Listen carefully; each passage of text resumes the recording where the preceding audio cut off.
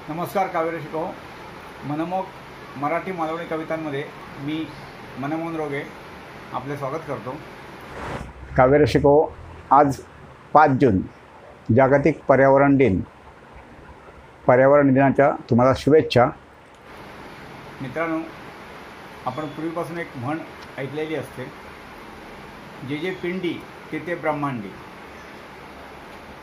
हे ब्रह्मांड कशाचं बनलं आहे? पंचमहाभूताचं। आणि आपला देह माणसाचा कशाचा आहे? तोही पंचमहाभूताचाच आहे। आणि पंचमहाभूतच आपलं पालनपोषण करतात। आपल्या ज्या ज्या गरजा असतात त्या आपण त्या पंचमहाभूतापासूनच मिळवतो। आणि तरी त्याच पंचमहाभूतांवर माणसाने गेली अनेक शतके अन्याय म्हणता येणार अगदी अत्याचार चालवलेले आहेत। आणि मग त्याचीच फळं आपल्याला भोगायला लागतात। पूर, वादळं, त्सुनामी, भूकंप, ही सगळी त्याचीच फळं आहेत। आज जो कोरोनाने हाहाकार माजवलेला आहे, ते कोरोनासुद्धा त्याचंच फळ आहे। कसं तर इतर देशातली जगातली माणसं अधिकाधिक मारून त्यांची आर्थिक नाड्या आवळून आपणच जगावर राज्य करायचं, ही जी राक्षसी लालसा आहे चीनची, त्याचा हा परिणाम आहे। आणि त्या कोरोनामुळे आज आपल्याला समजलं की प्राणवायू, ऑक्सिजन म्हणजे हवा जी आहे, हवेतील प्राणवायू, त्याची किती किंमत आहे। तर तो प्राणवायूच कमी पडल्यामुळे, ऑक्सिजन कमी पडल्यामुळे अनेकांचे बळी गेलेले आहेत आणि अनेक जण अत्यवस्थून रुग्णालयात जात आहेत। हे असं काही संकट आलं तर आपल्याला त्या पंचमहाभूतांची किंमत कळते थोडीफार, पण ती आपल्याशी किती उदार वागतात। ही पंचमहाभूते म्हणजे जल, वायू, अग्नी, आकाश आणि धरती। या प्रत्येक गोष्टीवर आपण किती अत्याचार चालवत आहे आणि ती आपल्याशी कशी वागतात, तेच ह्या कवितेत आजच्या आपण सांगणार आहोत, मांडलेलं आहे। आणि मित्रांनो, ही कविता एका स्पर्धेत द्वितीय पारितोषिक विजेती आहे। Rotary club of Dombivli mid town आणि मराठी साहित्य परिषद पुणे शाखा डोंबिवलीच्या विद्यमाने एक साहित्य पालवी नावाची एक स्पर्धा घेतली होती ऑक्टोबर-नोव्हेंबरला गतवर्षी 2020ला। तर त्या स्पर्धेमध्ये वयवर्षे 40च्या वरच्या गटात काव्य स्पर्धेसाठी मी भाग घेतला होता आणि कवितेचा विषय होता निसर्ग। निसर्ग या विषयावर कविता ही उदार पंचमहाभूते मी पाठवली होती आणि त्याला द्वितीय क्रमांकाचं पारितोषिक मिळालं होतं। आणि ऑनलाईनच त्याचं कार्यक्रम तो झाला होता, प्रमाणपत्र वाटप। तसेच द्वितीय क्रमांकाला ₹1200चं रोख पारितोषिक होतं। कविवर्य अशोकजी नायगावकर यांच्या हस्ते ती प्रमाणपत्राचं वाटप झालं।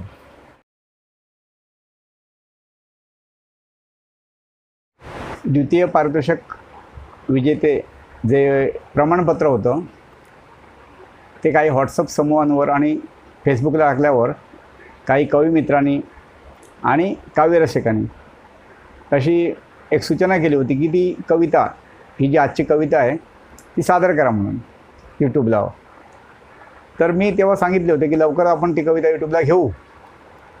तर आज ती कविता जागतिक पर्यावरण दिन म्हणून ती घेतली आज कविता। तर ती कविता आज आपण ऐकूया। उदार पंचमहाभूते। अथांग सागर हा मायाळू नम्र खरा। अथांग सागर हा मायाळू नम्र खरा। धनदौलतीच्या ऐश्वर्य पोटी तरी गर्व नाही जरा। खोली विस्तार अमापश त्याचा भूवरी। खोली विस्तार अमापश त्याचा भूवरी। तरी शूद्र मानवा नाचू देई अंगा खांद्यावरी।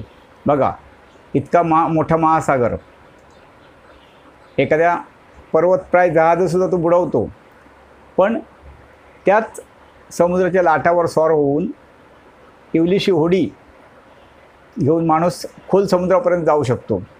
हे सगळं समुद्र सहन करतो। समुद्रात मर्यादा सोडली तर एका क्षणात होत्याचं नव्हतं करू शकतो, पण तो मर्यादा सोडत नाही।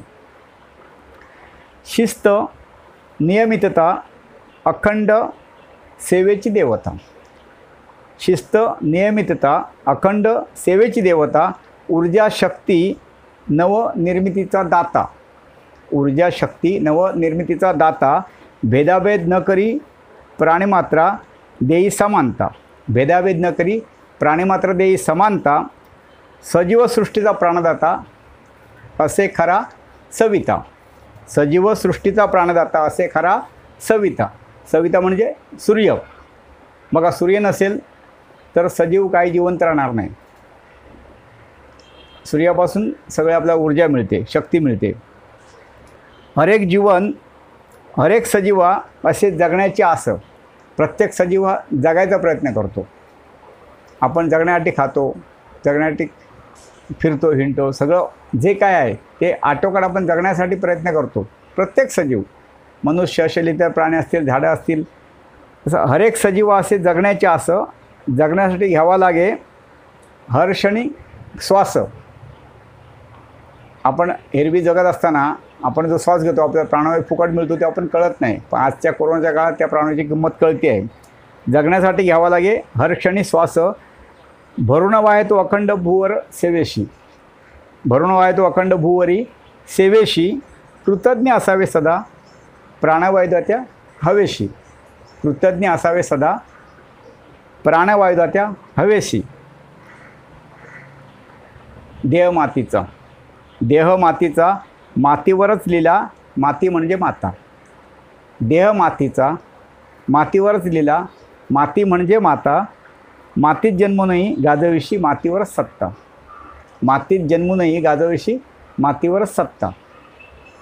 दोन देशांमध्ये युद्ध होतात, त्या दोन भावाभावांमध्ये भांडणं होतात, ती कशासाठी होतात? जमिनी तुकड्यासाठीच ना. म्हणूनच म्हणतोय मातीत जन्मूनही गाजविशी मातीवरच सत्ता. उभा जन्म मातीवरच. उभा जन्म मातीवरच, मृत्यूनंतरही होई माती. उभा जन्म मातीवरच. उभा जन्म मातीवरच, मृत्यूनंतरही होई माती. अपार ऋण हे मातीचे. अपार ऋण हे मातीचे, जाणूनी भाळी लावावी माती. जाणूनी भाळी लावावी माती. अथांग अनंत छत्र हे नभांगण. हे नभांगण किती मोठं आहे, कुणाला त्याचा अंत नाही लागला आहे, ठाव लागलाच नाही आहे. अथांग अनंत छत्र हे नभांगण. अगणित तारे ग्रह विवर अजाण.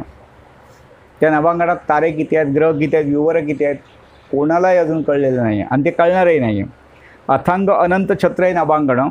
अगणित तारे ग्रह विवर अजाण.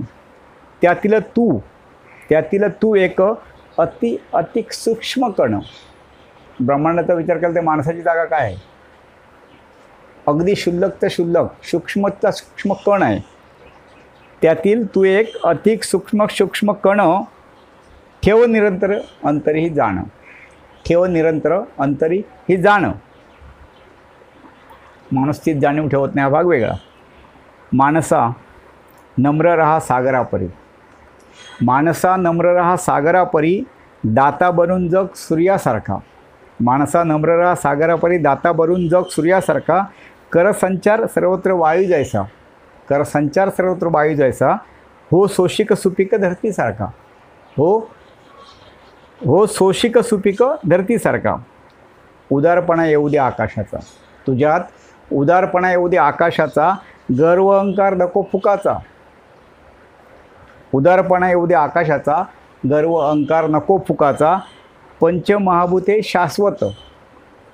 पंचमहाभूते ही शाश्वत. तू काही क्षणांचा. तू काही क्षणांचा. धन्यवाद मित्रांनो. ही कविता आवडली, लाईक करा, शेअर करा, कमेंट करा. आणि कोण नवीन असेल किंवा कोणाचं चॅनल सबस्क्राईब करायचं राहिलं असेल सबस्क्राईब, तर तो अवश्य करा.